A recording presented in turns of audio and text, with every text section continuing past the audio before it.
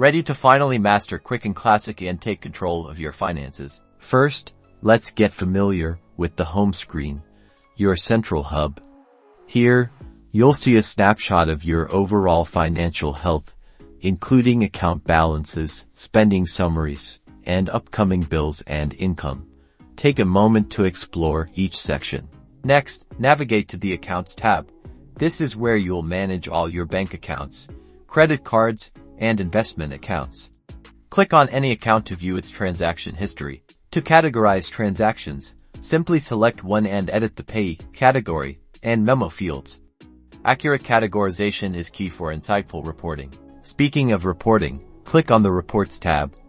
Quicken Classic offers a variety of reports to analyze your spending habits, track your net worth, and more.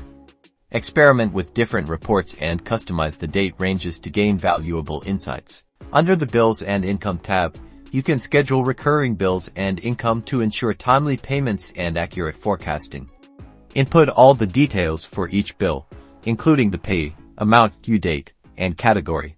And that's a quick walkthrough of the essentials. Explore further, experiment with features, and unlock the full potential of Quicken Classic to achieve your financial goals.